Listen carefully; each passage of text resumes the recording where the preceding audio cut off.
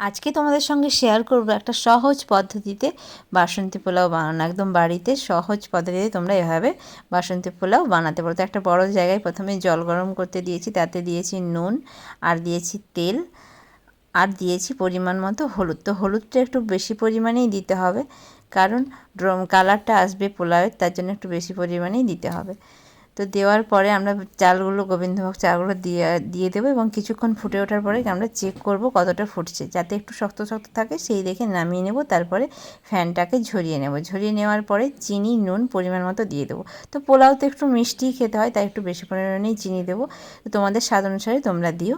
তারপরে একটা আলাদা কড়াইতে সাদা তেল আর ঘি গরম করতে দেবো, তাই দেবো তেজপাতা। তো তোমরা চাইলে শুধু ঘিয়েরও করতে পারো। তার সঙ্গে দিলাম এলাচ, দারচিনি, লবঙ্গ সবগুলো দিয়ে, তার সাথে দিলাম কাজু আর কিশমিশ।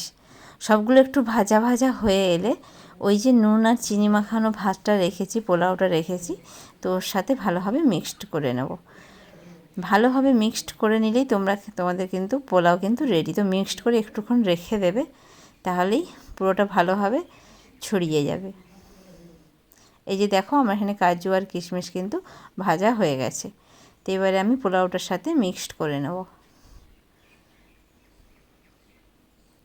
তো তোমরা অবশ্যই এভাবে একবার বাড়িতে বানিয়ে দেখো এই সহজ পদ্ধতি, আর আমাকে কমেন্টে অবশ্যই জানিও কেমন হলো। তো এভাবে ভালো করে মিক্সড করে নেব। তারপরে কিছুক্ষণ রেখে এটা তোমরা পনিরের সঙ্গেও সার্ভ করতে পারো, না হলে চিকেন কষার বা চিলি চিকেনের সঙ্গেও সার্ভ করতে পারো। তো কেমন লাগলো অবশ্যই জানিও। Bye, tata.